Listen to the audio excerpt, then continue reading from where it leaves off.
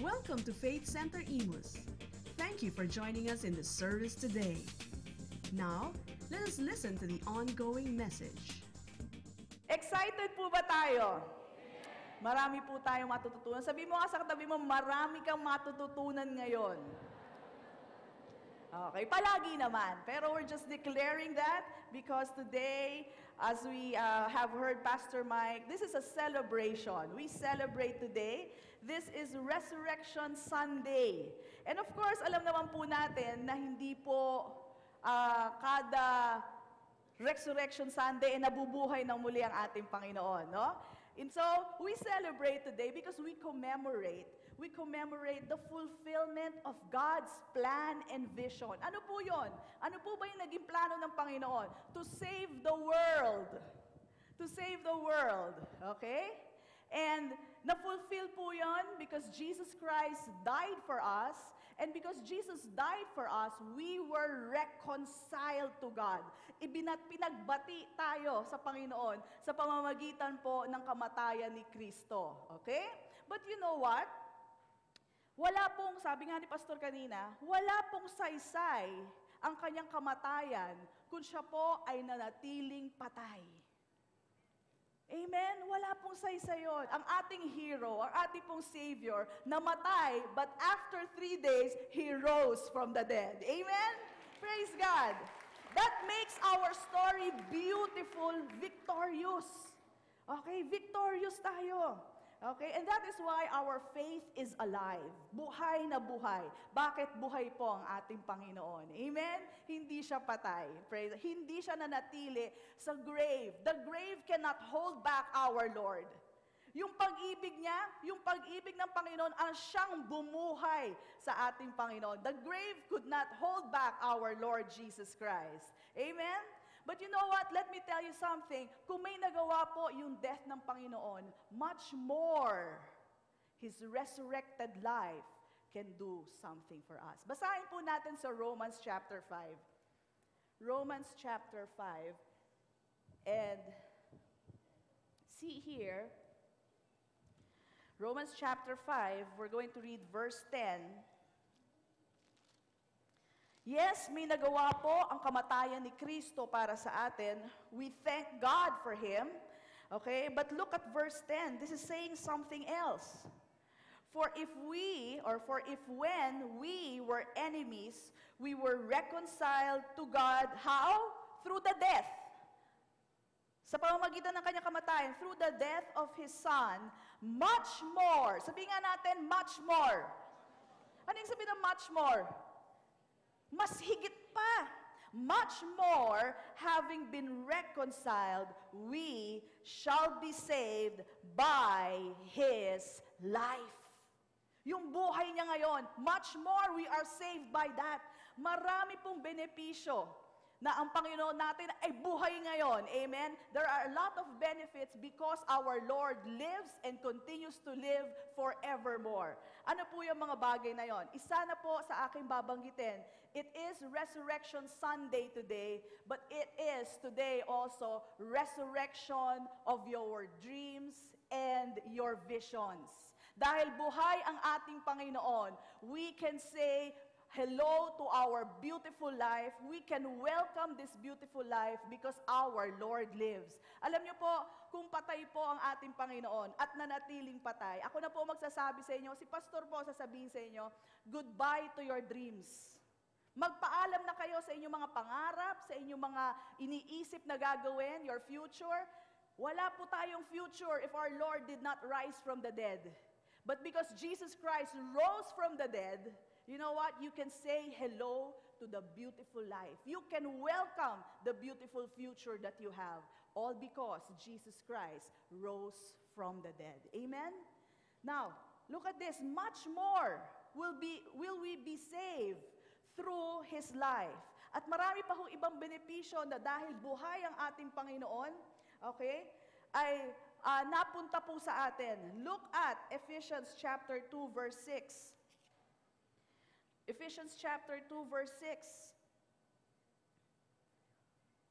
It says here, and raised us up. Sino po ang nag-raise up sa atin? God.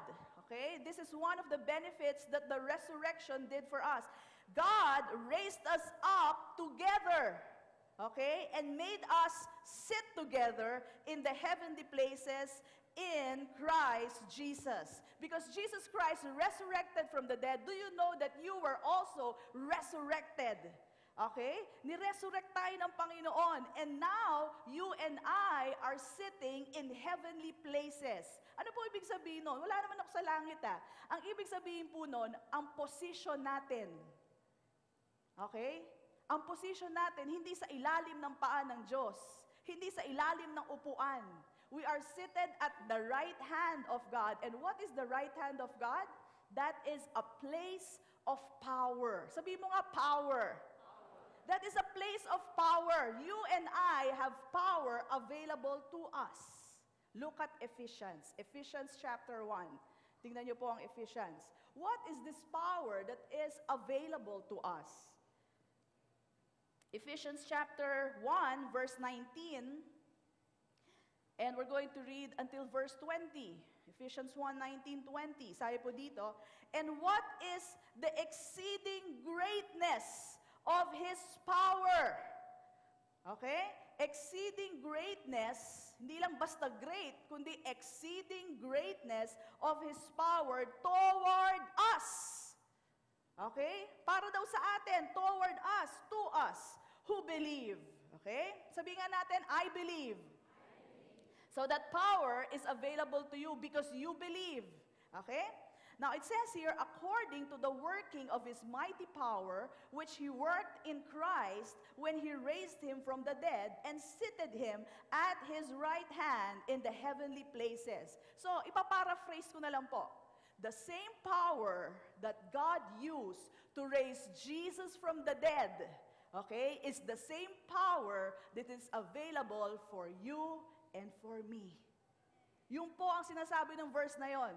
Kung ano yung power na ginamit ng Panginoon to raise Jesus from the dead and to sit Him in the heavenly places, that is the same power that is available to you and to me. Now, sino tong to you and to me?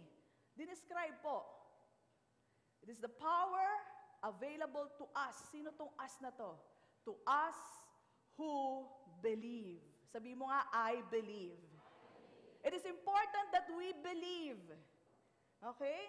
That is why today I also declare this is resurrection of your dreams and vision. You have to believe that your dreams, your vision matter to God. Importante yan sa'yo? Pues importante rin yan sa Panginoon. Amen? Okay? Nothing is too sabihin natin, wala yan, maliit na bagay lang yan. Nothing is too small for the Lord. Nothing is too big for the Lord. Okay? Everything that matters to you matters to God. Okay? You have to believe because when you believe, this power is then available for you. If God was able to raise Jesus from the dead, then He is able to raise your dreams and your vision. Amen? Meron ba kayong mga pangarap? Sige, isipin nyo. May pangarap ba kayo? Okay?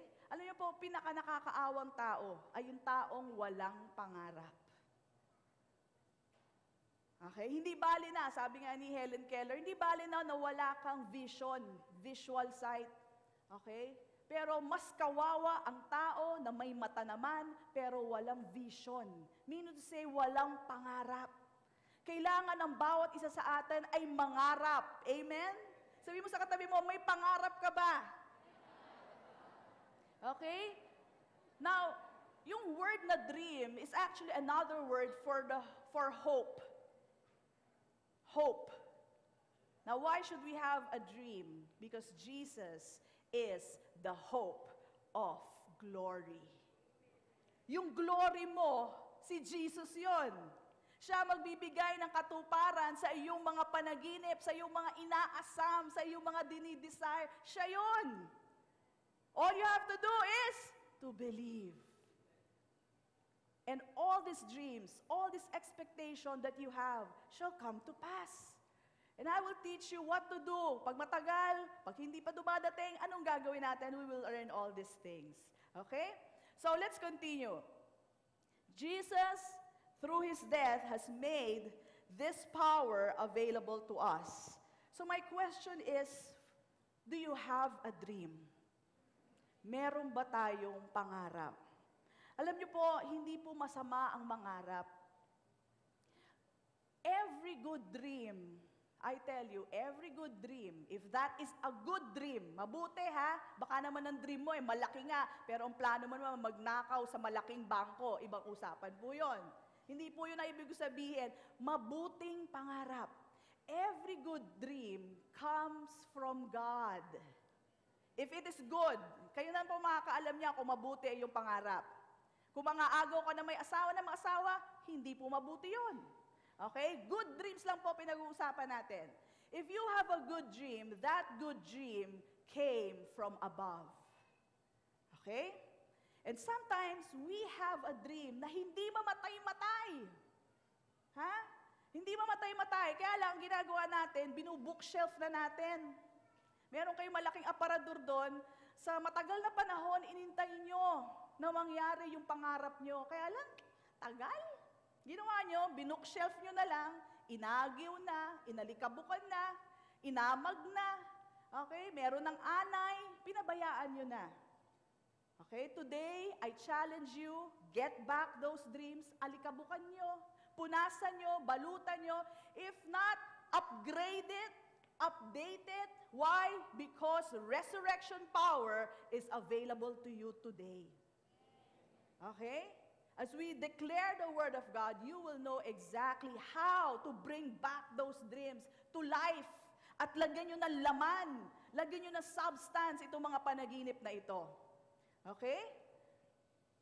Praise God. So, do you have a dream? I'm just going to give you examples na makaahon sa buhay, na mabayaran ang malaking utang na meron kayo. That is a good dream. Okay? Do you have a dream to have a big business? Yung talagang malaki, huwag kang mahihiya. Gusto ng Panginoon na magkaroon ka ng malaking business. Do not be guilty when you want to travel abroad para ipasyal yung mga anak mo. That is a good dream. Masama ba yun? That is not bad. That is good. If it makes your family happy, if it makes you happy that you can provide for your family, that is a good thing. Ano si Pastor, yan ang kanyang trip ngayon. He always wants to be with his family, bring the family to different places. That is his desire. Kaya pagkatapos ng isang trip, sabi niya sa amin, saan niyo naman gustong pumunta? Pag-iipunan ko na. Dream niya yun eh. Okay? Gawa kayo sarili niyong dream. Kanya-kanyang dream yan. And make your dreams big. Lakihan niyo. Bakit? Dahil libre. Libre ang managinip. At hindi lang yon. Sabi sa atin na salita ng Diyos, God is able to exceedingly, abundantly, above all, okay, provide for us what you think or what you ask for. Ito lang ang pangarap mo, higit pa dyan ang kaibigay ng Panginoon. Amen. You know, there's this man, is a minister. He was able to go to heaven. Okay? I think it's Jesse Duplantis. Okay? Pumunta siya sa langit. Nakita po niya, meron daw isang parang malaking warehouse doon. Napakalaki in heaven. And he was with the angel. Nakita niya po doon, may mga nakasabit na paa, may nakasabit na kamay, daliri, may mga bagay na malalaki, mga gamit, mga sasakyan. Ang daming gamit, magaganda. Sabi niya doon sa angel, excuse me, ano ba itong mga bagay na to? Okay? At sabi po ng angel sa kanya, yan yung mga bagay na hindi pa kine-claim. Maraming bagay sa langit, okay, it's already been there. Remember, yung preaching ni Pastor Mike sa atin, God has already anticipated what you have asked yesterday, tomorrow, and even in the years to come. In-anticipate niya na, pinrovide niya na, andyan na yan. It's all for the asking. Kaya baka pagpunta natin sa langit, ay, akin pala to, may name tag ko, hindi ko na-claim. Sayang. Amen? Sayang. So, what do? Let us dream. We have the hope of glory, Jesus.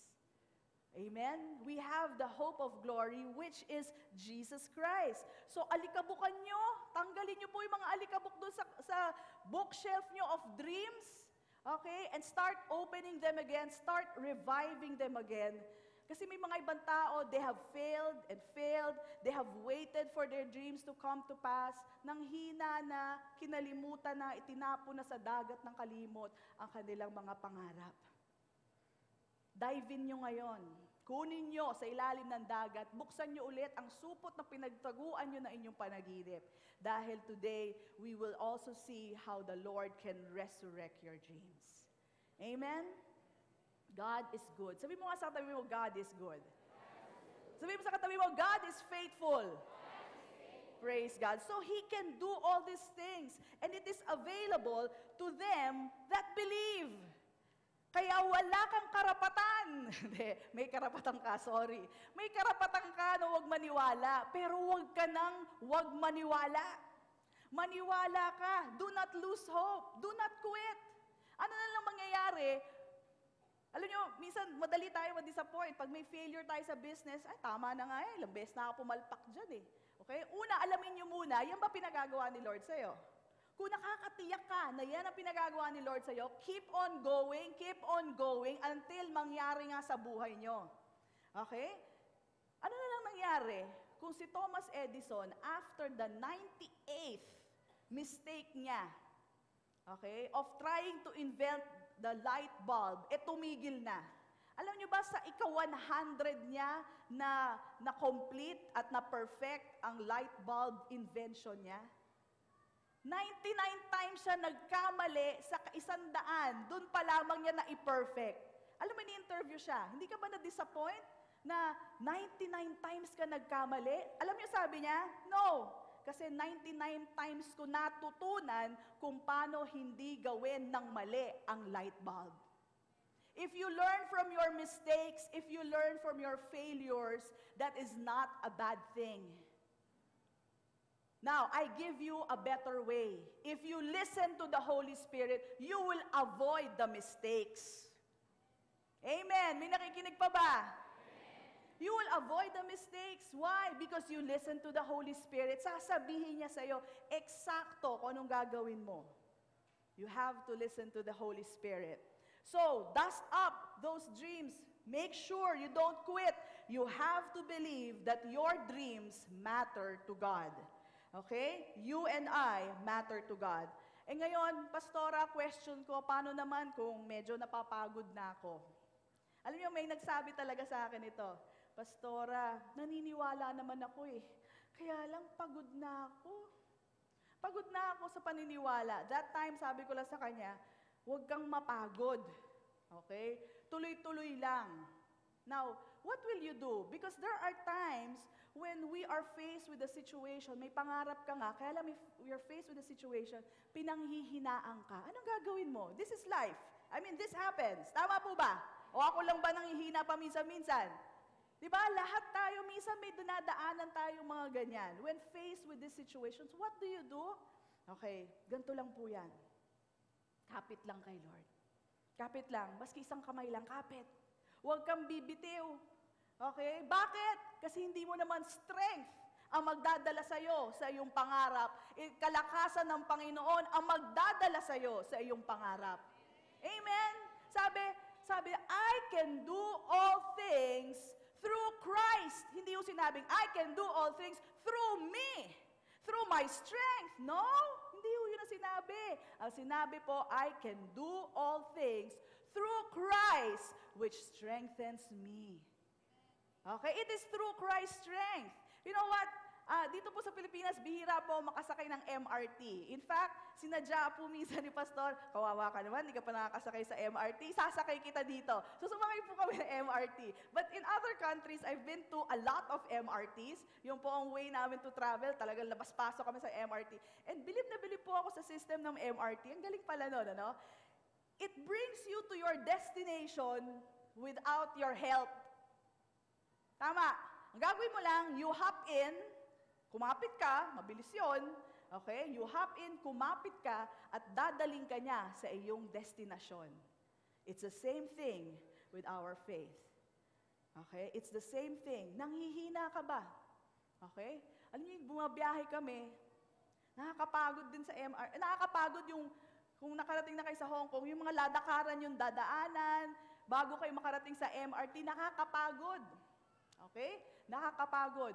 Pero pagpasok mo sa MRT, napakabilis. Makakarating ka na kagad doon sa destination mo. So, no sweat. No sweat. In fact, nabawasan po ang pagod mo nung sumakay ka sa MRT. Now, it's a different thing. Kung ikaw ang tumutulak ng MRT, talagang mahihirapan ka. Amen? Okay. Now, this is the thing. Many people are pushing their dreams by their own strength. Pinipilit nila, hindi nga dapat, pinipilit pa rin nila. Kaya nagkakapano-pano ang buhay. Do not force it. Okay? This is what you do. Just like an MRT, go in. Kumapit ka sa Panginoon, hindi mo lakas. Pagod ka ba? Kapit ka lang kay Lord, hawak ka lang, and He will bring you to your destination. It's not your power, it is the power of God. Amen? It's not your strength, it is His strength. Amen? Kaya pag sinabi mo sa akin, Pastora, pagod na ako, huwag ka mag-ala, kapit lang kay Lord. Makakarating ka sa iyong destinasyon. Amen? Amen? Come on, let's bless the Lord.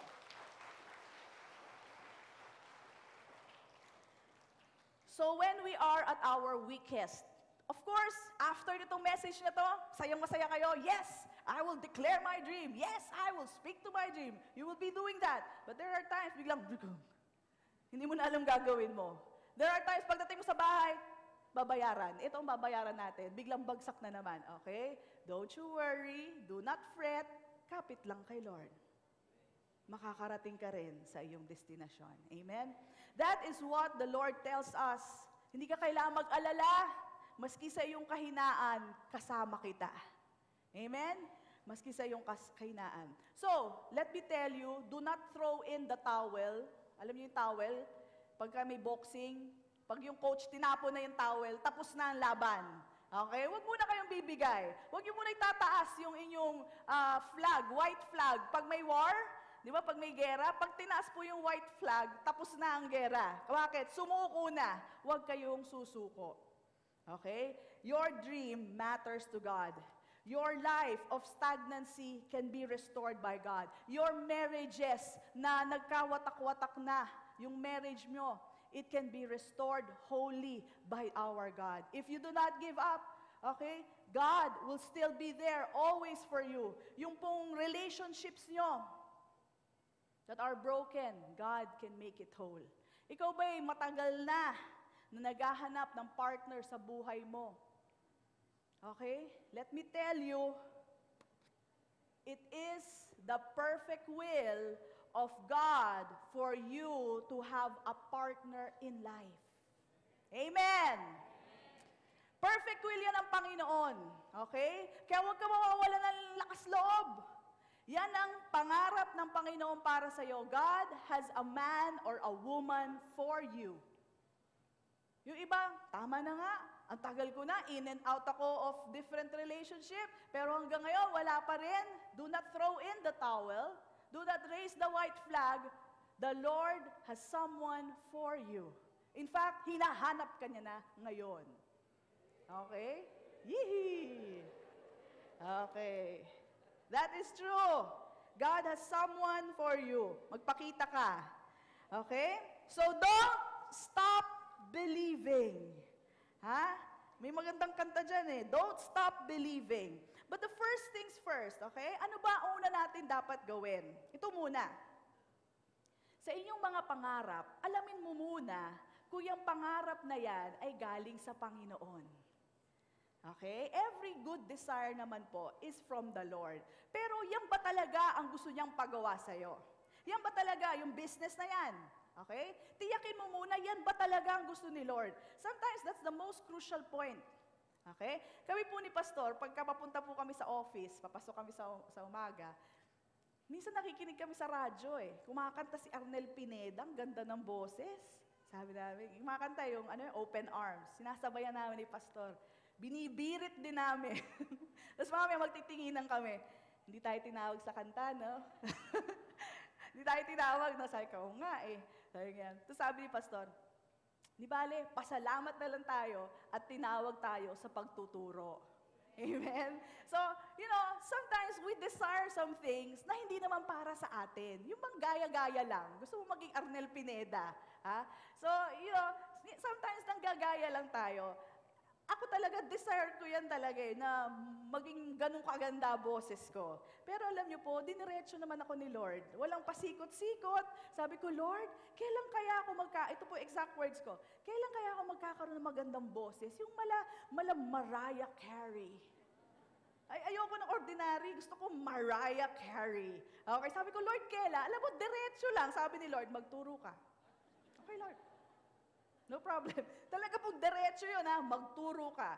Okay, so I understand what He means because this is my calling and this is what I do and therefore I enjoy what I'm doing right now. Amen? So hindi po kayo mag-e-enjoy kung hindi yun naman pa yan para sa'yo. Ha?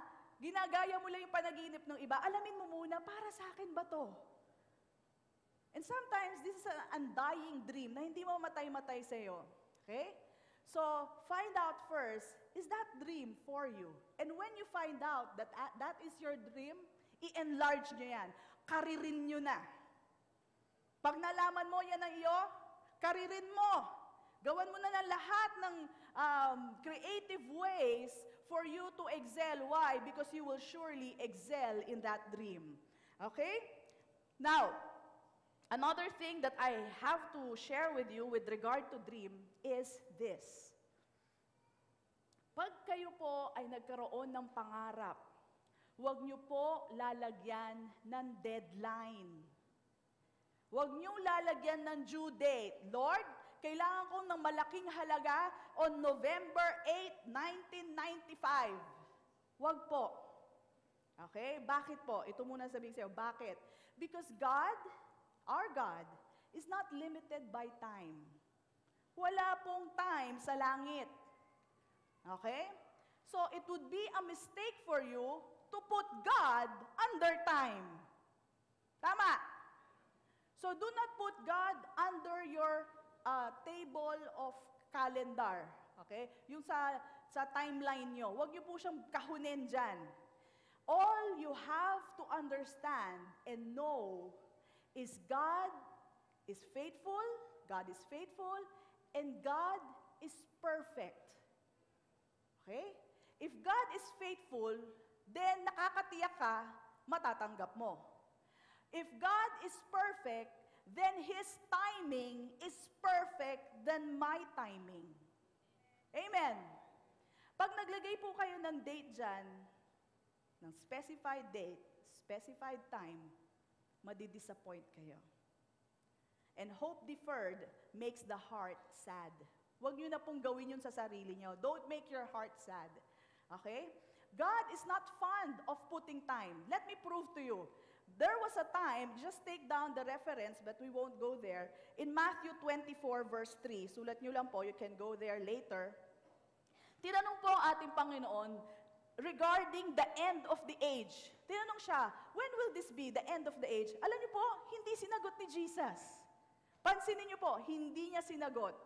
Another time, in Acts 1, take it down, Acts 1, verse 7, he was asked by the disciples, tinanong sa kanya, Lord, when will you restore the kingdom? Okay? Nagbigay ba siya ng petsa? Sinabi ba niya, in 2 years' time, wala po siyang binanggit. Ang sabi niya, ito, tingnan niyo it is not for you to know the times or the seasons which the Father has put in His own authority. Jesus is not fond of putting time to it. Another time, Mark 13:32. Sulat niyo po. Mark 13:32. Tinanong na naman siya of the day and the hour. Alam niyo sagot niya? No one knows the day and the hour. Only the Father.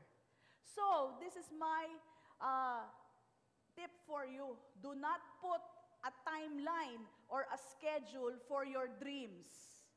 All you need to know is God is faithful and God's timing is the perfect timing. Yun na yun. And all you need to do is to trust Him. Mas tama ang timing niya kaysa sa inyo. Amen po ba? In 1 John 5:14, it says that whatever you ask, if it is according to His will, He hears you. Basta ang hinihiling nyo ay ayon sa kalooban ng Panginoon, ano sabi? Dinidinig ka niya. 1 John 5:14, that's one of my favorite verses. Okay? This is our confidence that if we ask according to His will, He hears us. So kailan tayo narinig? That day, that time that you asked of it. And if He hears it, ang sabi, then you have the petition that you ask. So, ibig sabihin, the time that you asked of it, it is already a done deal. Kung kailan mangyayari, basahin natin ngayon sa Habakkuk chapter 2, verse 2. And we will learn a lot of things from here. Habakkuk 2:2, it says, "Then the Lord answered me and said, write the vision and make it plain on tablets, that he may run who reads it." Habakkuk 2:3, "For the vision is yet for an appointed time, but at the end it will speak, it will not lie." Okay, sabi dyan, "Though it tarries, wait for it, because it will surely come, it will not tarry." Sabihin nga natin, it will not tarry. Okay, so first things first, ano po ang pwede natin matutunan dito? Number 1, write down the vision. Write down your dream. Okay? Pag yan ay nasa isip at puso mo pa lang, wala pang manifestation yan. You want it to manifest right away? Isulat nyo. That's one form of manifestation. Write it down. Okay? Once you have written the vision, ang sabi sa Bible, that those who read it may run with it. There's one thing that I learned here. Written words make people run. Ulitin ko ulit. Written words make people run with it. Okay? Bigyan ko po kayo ng example. Ano ang vision ng globe? Globe, connecting people. That is their vision, and not only did they write it in paper, tinarpaulin nila, binillboard nila, nakasulat doon, globe, connecting people. And what do? We see the vision nga lang ng globe yan. We see the vision, and we buy in to the vision. So what is this writing the vision down actually is, in modern terms, advertise. Advertise your vision. Meron ba kayong vision o dream na inyong pamilya na magkaroon ng bahay at lupa, yung maganda, yung malaki? Okay? Alam niyo gawin nyo? Kumuha kayo ng picture nun, ilagay nyo sa dingding nyo. Okay? Better yet, patarpaulin nyo. Okay? Pagawa nyo sa mga marunong mag-photoshop dyan. And then, palagay nyo sa dingding nyo, sa bahay, kung saan lahat ng miyembro ng pamilya makikita ang vision, ang dream nyo. Together, you run with it. You know, the words of God are true, and they are lasting, and they are powerful, potent. Full of power yan. Huwag nyo mamaliitin. Totoong-totoo yan. Ginagawa na nga ng mga malalaking kumpanya. What are they doing? They are advertising their vision. Bakit ka mamaya kakain sa Max? Kasi nakita mo ang sarap ng chicken ng Max. Bakit ka pupunta sa Jollibee? Bakit ka pupunta sa McDonald's? Abay, maya-maya nakikita mo ang poster nila pag hindi ka naman nagutom sa mga pinapakita nilang manok. That is their vision being repeated again and again for you to run with it. Would you like your family to run with your vision? Kayong mga tatay na nagli-lead na inyong mga pamilya. Kayong mga nanay na nag-aasikaso at nagsusuporta sa inyong pamilya. Post. Use big letters. Use pictures. Advertise the vision. Write down the vision. Kaya nga po yan ang ginagawa natin sa church. Why do we always have it in big letters? for you to declare. We are advertising the vision. And all of you who see it, you run with it. Yung iba kailangan pa konting tulak, but you are running with it. Are we getting this? May nakukuha ba tayo? Praise God. So, you have to write it down. You have to make it in tarpaulin form. Write it down. Okay?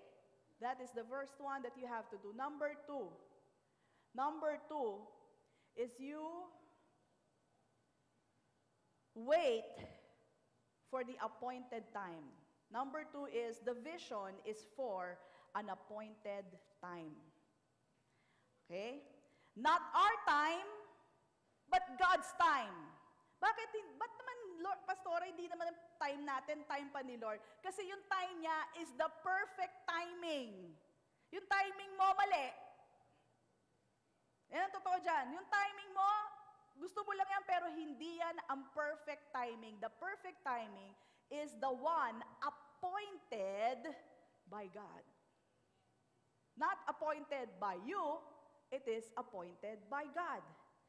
Okay? Now, not just because that you're not yet there in your dream, hindi ho nangangahulugan na hindi kayo successful. Okay?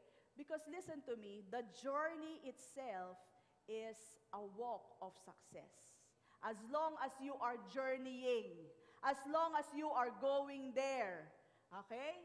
That is in itself a journey of success. You don't get successful when you get there, you are already a success. Amen? Bakit ka success? Kasi patungo na ako doon. Amen? Huwag kayong parang bata na sinasabi pag bumabiyahe, are we there yet? Are we there yet? Are we there yet? Are we there yet? Not yet! Wala pa! Di ba may makukulit na bata? Andiyan na ba tayo? Malapit na ba, Mami? Malapit na ba? Nung bumiyahe po kami sa States, nakatabi ko po si Micah. Mami, 14 hours po ang travel. Mami, ano oras na? 9 o'clock, anak. Puna naman siya. Mami, ano oras na? 9:30. Okay. Full ulit siya. Mami, malapit na ba? Ano oras na ba? 9:45. Maya't maya, tanong ng tanong. So, you know, you would understand a child. Okay? Anak, pabiyahe tayo eh. Okay? Pabiyahe, papunta na. Importante dyan, pabiyahe na tayo. Ang masama, hindi ka gumagalaw. Okay? As long as you are moving towards your direction, you are a success. You don't get to be a success when you get there. You are already a success. Amen? Kasi gumagalaw ka. Ang taong di success, wala nang ginawa, umupo na lang, inintay na lang malaglag ang bayabas. Yan ang walang success, walang pangarap. Okay? So, since you are on your way, you are already a success. With regard to our vision, natatagalan ka ba? Bakit naman ang tagal? Kailan ba yung vision na yan? Okay, ito sabihin sa'yo, kaya ka natatagalan, wala kang ginagawa. Kung may ginagawa ka, mabilis lang ang oras. Amen? Sabi nga ni Pastor kanina umaga, if you do the works of the ministry, hindi ka maiinip. Walang kainip-inip. Ito sabihin ko sa inyo, the appointed time is the perfect timing because by that time, you will be ready for that. There was a time that I asked the Lord, ito nga, kaya nga natuto ko eh, nilagyan ko po ng date. By January, ganyan, kailangan ganito na, may pera na akong ganito, pangbabayad ng ganyan. So I put a date and I was disappointed. Na-disappoint talaga ako. Hindi ko kasi alam ang mga prinsipyo ng salita ng Diyos noon. And although na-disappoint ako, January, hindi dumating, pero dumating yung pera ng February. Alam niyo, nagpasalamat talaga ako kay Lord. Sabi ko, Lord, mabuti na lang dumating ito ng February kasi nung January, ubos na to. Minsan kasi, gasta tayo ng gasta, dumating yung pera kasi may nagkataon, may party noon at kailangan mo bayaran ng mga ganito, nag-splurge ka, ubos. Nag-one day millionaire ka, ubos lahat. Kaya nagpapasalamat, Lord, salamat dito dumating sa araw na to. You have to trust the appointed time of the Lord. Okay? So our vision, our church vision, ito tingnan na lang natin. 20,000 leaders. Okay? 20,000 ha? Lagyan na lang natin 1,000 tayo dito. Kakayanin ba natin na i-accommodate ang 20,000 or ang 19,000? Kayong mga leaders, tumatayong leaders, mga na-train sa SOL, question, kaya nyo na bang humandle ng libu-libong tao? Hindi pa. So this is what I'm trying to explain to you. Our time today is preparation for that time to come. Kung dumating yung bukas, semplang tayo lahat. Tama? Mawawala lahat yung 19,000 na yan. Bakit? Hindi pa tayo marunong mag-handle ng ganong kalaki. So huwag kang mainip sa vision natin. That vision is for an appointed time, and that appointed time is already fixed. Fixed na yan. Tayo na lang ang iniintay dahil hindi pa natin kaya ang ganong kalaking amount of people. Okay? That is why, yung binigay po, actually si pastor po nakatanggap ng vision na yon, siya po, sinabi sa kanya ni Lord, ayun, sabi sa kanya, kaya mo bang maniwala for 20,000 leaders? Yun ang sabi sa kanya ni Lord. Kaya mo bang paniwalaan ako for 20,000 leaders? Sabi ni Pastor Mike, Lord, hindi ko kayang pastoran yon. Sabi ni Lord, hindi ko sinabing pagpapastoran mo. Sinabi ko lang, kaya mo ba akong paniwalaan for 20,000 leaders? And then when it dawned on him, nung naintindihan na ni Pastor Mike yung ibig niya sabihin, sabi niya, yes, Lord. So, the truth of the matter is, those 20,000 is already there. Huh? It's already there. It's in the appointed time. Okay? So pag sinabing, wait for it, ang iniintay natin, hindi si Lord. Ang iniintay natin, yung readiness natin for the 20,000. So ang tanong ko, are we ready for that? Let me answer it, not yet. We are in the preparation stage. Halimbawa, ikaw ay high school student. Gusto mo magkaroon ng kotse. Handa ka na ba magkakotse? Lord, sabi mo, bibigyan mo ako kotse. Ba't hindi ba ako mabigyan ng kotse? Kotse na, Lord. Sabi ni Pastora, pag naniwala, makukuha ko. Tanong ko sa'yo, handa ka na ba magbayad ng maintenance ng kotse? Alam mo ba ang bayarin sa kotse? So, your dream has to be aligned with your readiness to receive at that. Kung gusto mo malapit, kung gusto mo malapit, kailangan ready ka for that. Okay? So, these are the things that we have to consider. Okay? 20,000 is not a small number.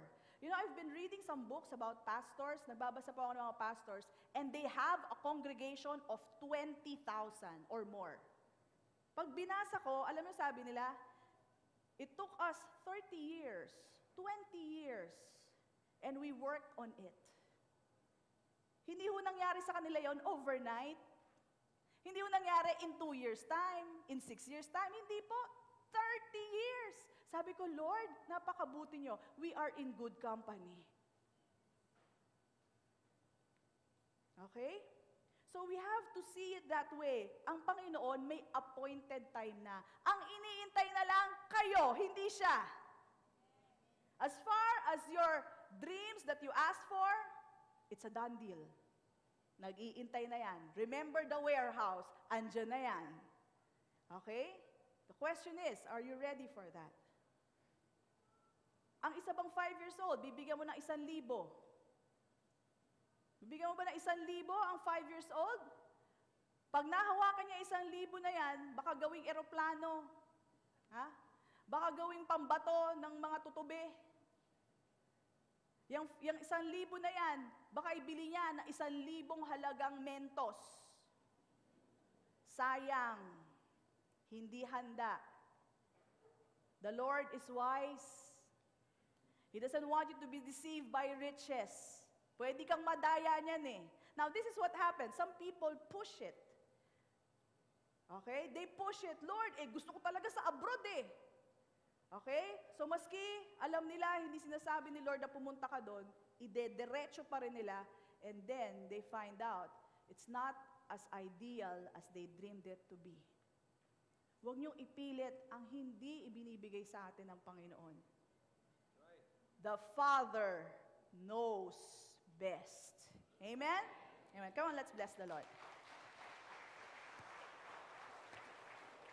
Praise God. So, the vision is for an appointed time, and that is not our time, it is God's time. And then the Word of God tells us, it will not tarry. Anong ibig sabihin, it will not tarry? It will not be delayed. It will not be late. Hindi siya late. Okay? Kasi doon tayo minsan nakafocus. O sabi, mo, though it will tarry. Ang sabi sa ending, because it will surely come, it will not tarry. Hindi yan madedelay. Kala mo lang delayed. Sa pananaw mo, delayed. Sa pananaw mo, ang tagal. Pero it is in the appointed time. It will surely come. Hindi yan delayed. Amen? It is not delayed. Now, I have this story about Elijah and Elisha. Tingnan niyo kung ganong kaganda ang ginagawa ng Panginoon of fulfilling your dreams. Mangyayari at mangyayari ang iyong panaginip. Sabi mo nga sa tabi mo, mangyayari ang iyong panaginip. Okay. Sino po nakakalam kay Elijah, kay Elisha? Taas ang kamay. Okay, so kaunti. So anyway, Elijah and Elisha. Si propeta po yon, dalawa. Okay? Now, before Elijah died, okay, sinundo kasi yan ng karwahing umaapoy. Okay? Before Elijah died, si Elisha po may pangarap. Anong pangarap niya? The double portion of the anointing of Elijah. Okay? So, sabi niya, I want your double portion of anointing. Sabi ni Elisha sa kanya, it is not for me to give. Pero, kung makikita mo akong umalis, nakinuha, okay? At nakuha mo tong mantle ko, makukuha mo yung hinihingi mo. Okay? So, gano'n na nga po nangyari. Nakita niya, sinundo ng chariot of fire si Elijah.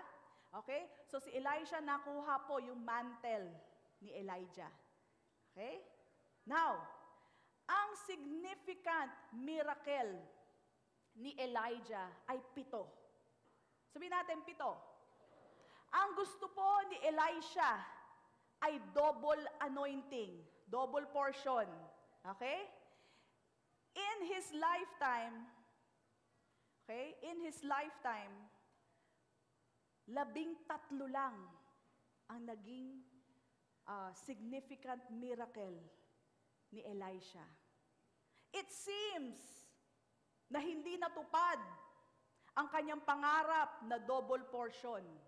Kasi ang double ng 7 ay 14. On his deathbed, namatay siya. 13 lang. Okay? Siguro doon nakalagay doon sa kanyang, sa bato, 1 miracle short.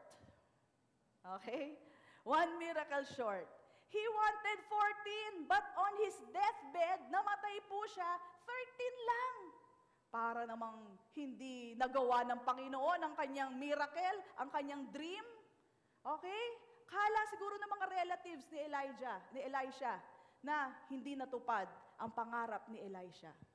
Hindi natupad ng Panginoon ang panaginip ni Elisha. But do you know what happened? Namatay si Elisha. Inilagay po sa open casket, doon sa mga libingan. Okay? Bigla na lang pong may dumating na ilang sundalo.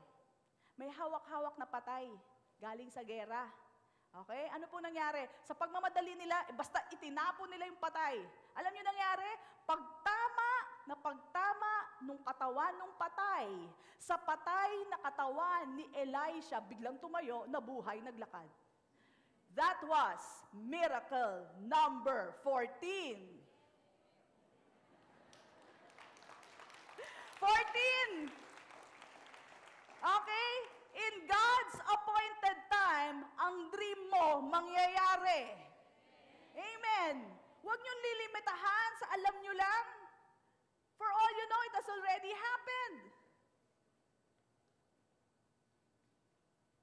God is able to fulfill your dreams. Sabi mo nga sa katabi mo, God is able. And God is willing. Amen? He wants you to have your dreams. Your dreams matter to Him. Praise God. So in the appointed time, we should have the faith and the patience. Kaya marami tayong matutunan kay Pastor Mike sa mga dadating na series. It's about having the faith and the patience. Okay? Now, we're not to earn it, but these are the things. Bibilisan ko na lang po. We don't have time, but 3 Ds. 3 Ds that you do while you are waiting. This is not something you do to earn the dream. Kasi yung dream andyan na, may appointed time na. You do this to get yourself ready for the dream. You do this so that prepared ka. At para hindi ka naiinip. Ha? Kasi may appointed time. Alam mo ba kung kailan yung appointed time? Hindi. Okay? So habang iniintay mo yung appointed time, pinagkatiwalaan mo ang Panginoon sa appointed time, ito ang gagawin mo. 3 Ds. D number 1, delight yourself in the Lord. Psalm 37 verse 4. Delight yourself in the Lord and He will give you the desires of your heart. Amen? Connect, ano? Connect na connect.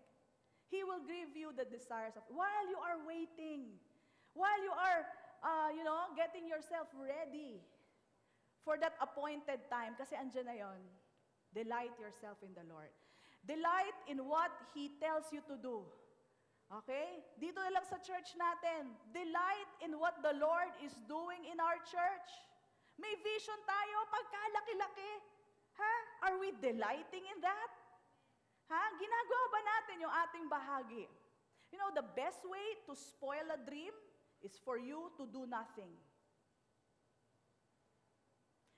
I heard this silly story, very silly story, of a farmer who wanted to give his farm to the devil. Sabi niya, upon my death, sinulat sa will niya, ng mga lawyers niya, upon my death, gusto ko yung farm ko mapunta sa demonyo.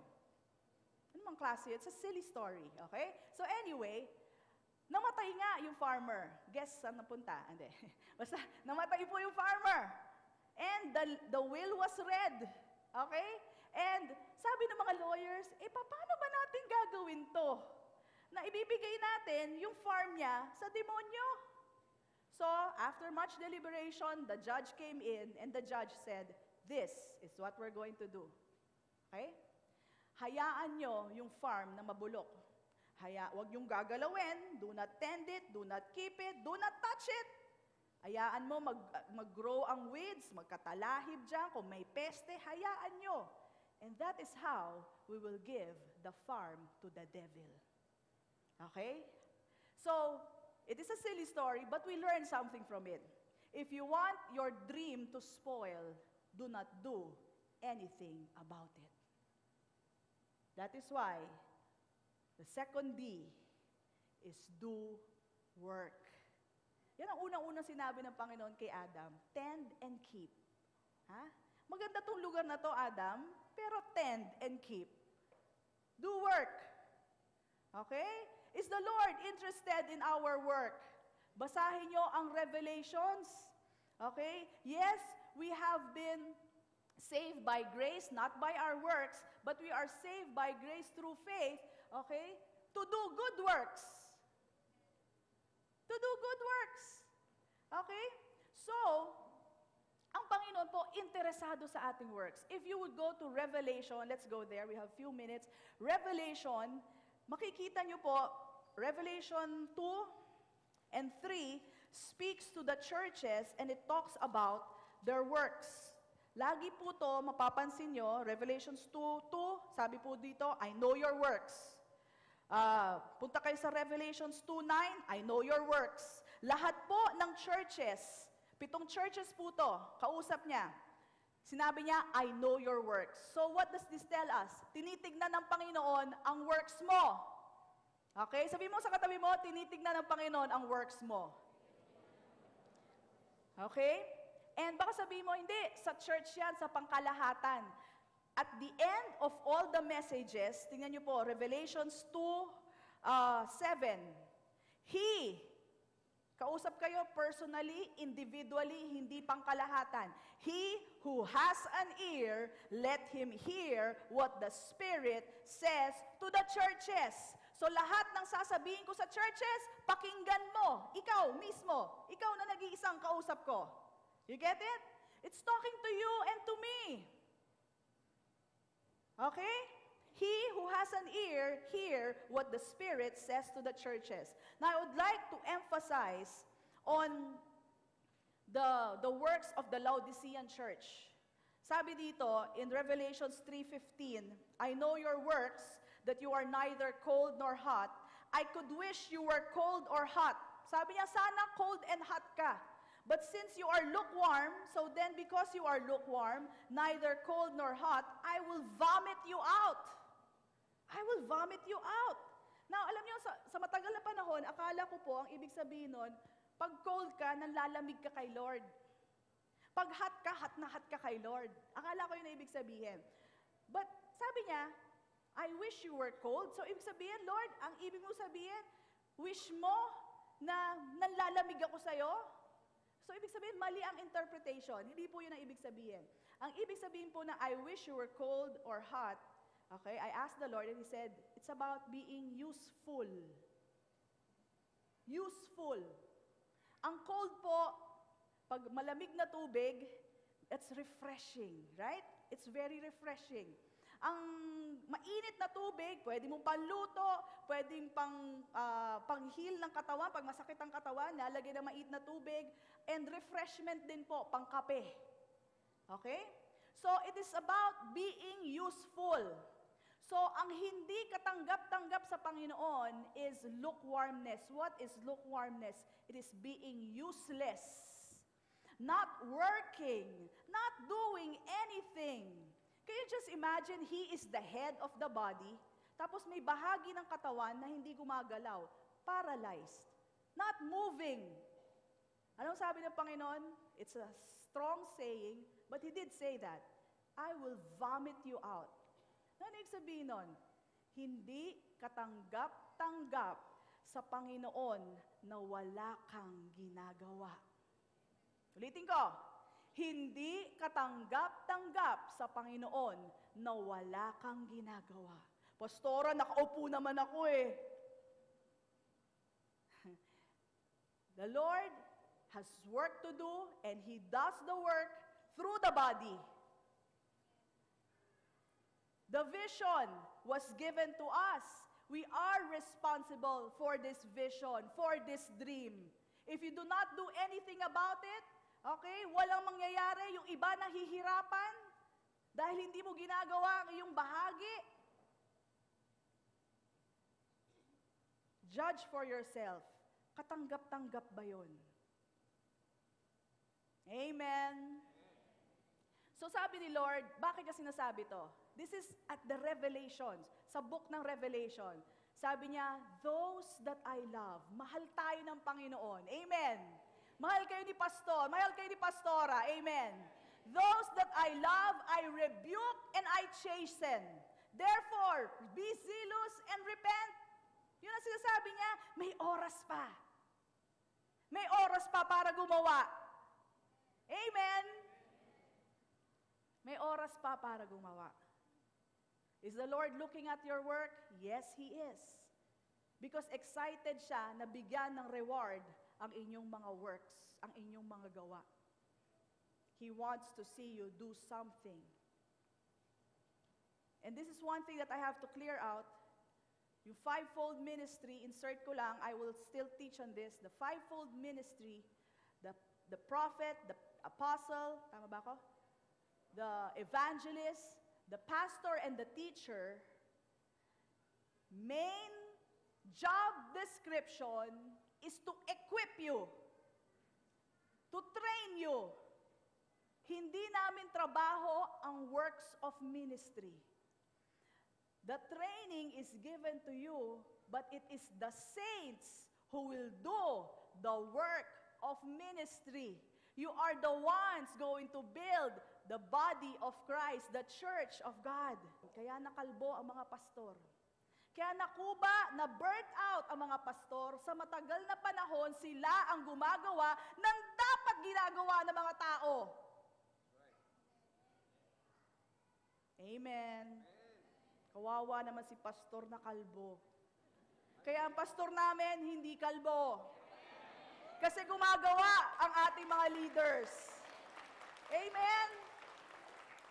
Sa matagal na panahon, akala ng tao si pastor lahat. Siya tutugtog, siya magpipre, siya maglilinis, siya magso-soul winning. Siya tawag doon yung evangelize. Siya lahat. Pastor, may tatanggap. O sige, sino ba? O tipo, pastor, di mo kami binibisita. Nagtatampo pa.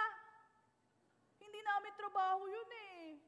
Trabaho ng mga leaders na yon, trabaho ng mga saints na ini-equip namin. May job description, may division of labor.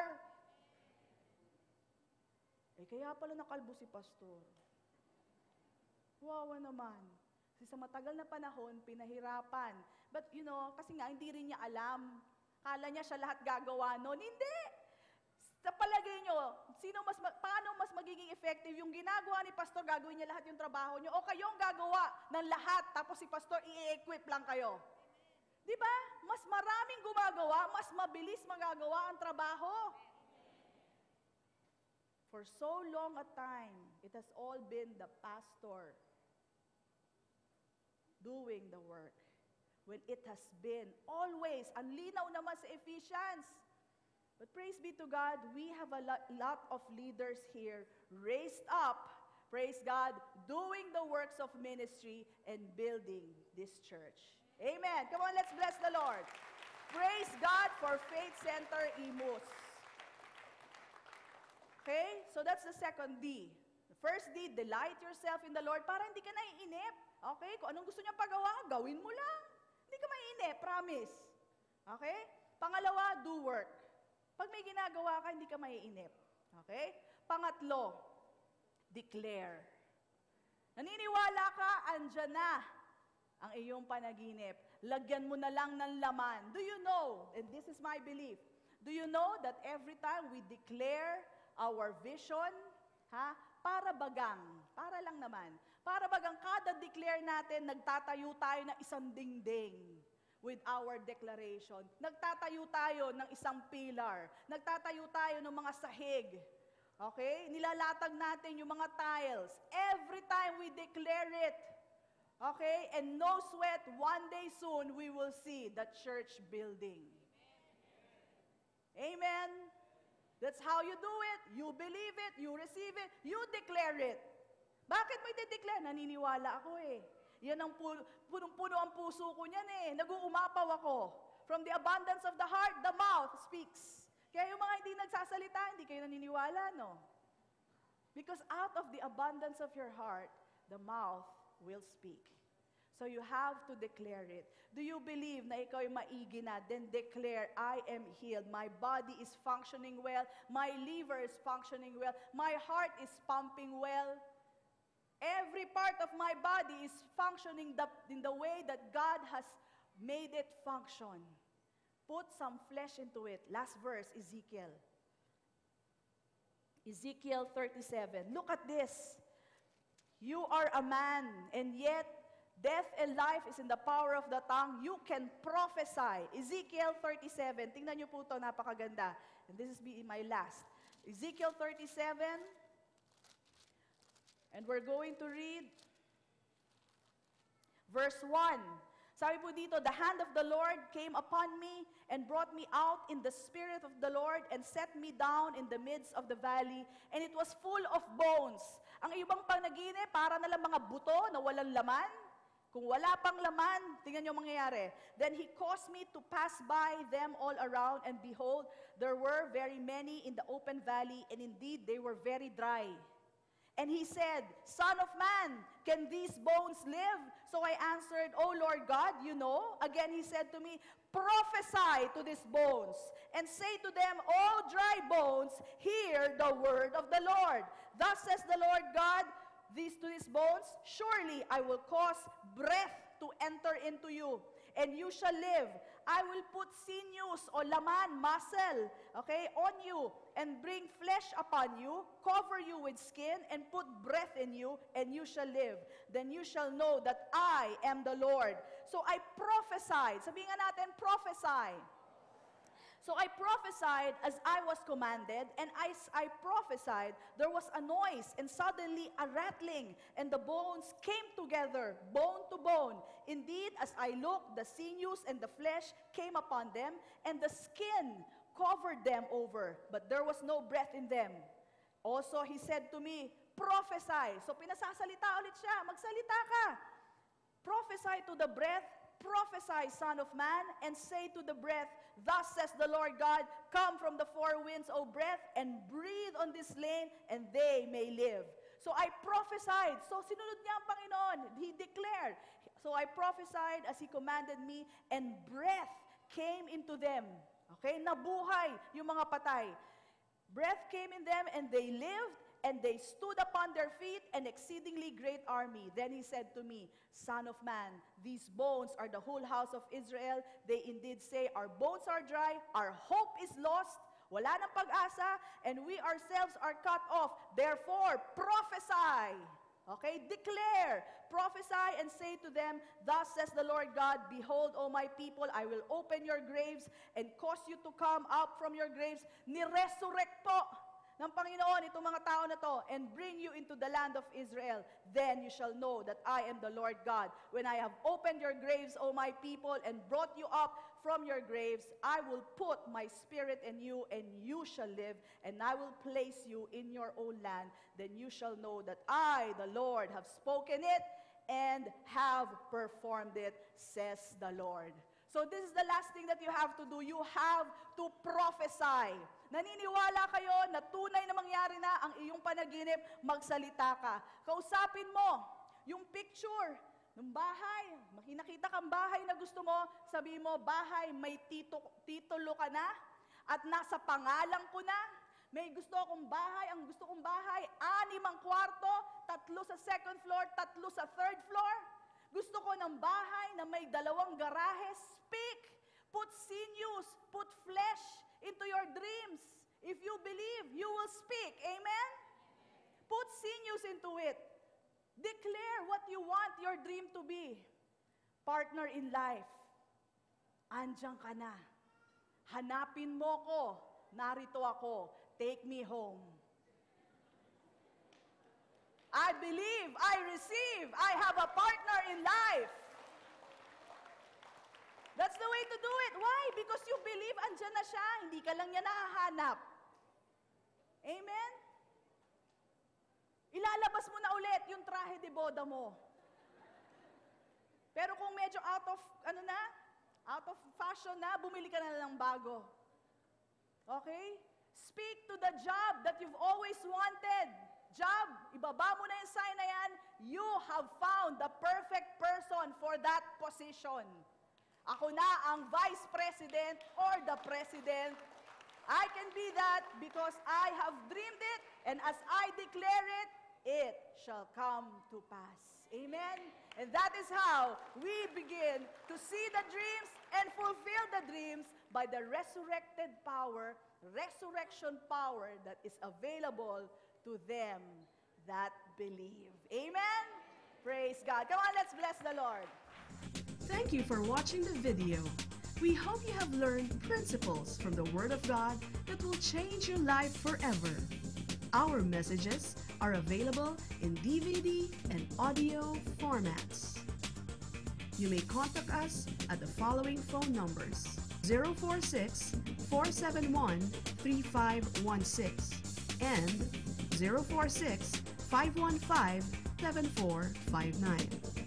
Or send us an email, jfcf@faithcenterimus.org.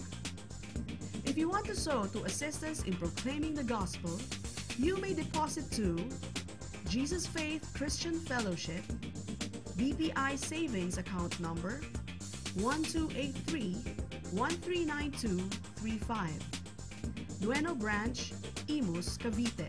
Or you may visit us at our church,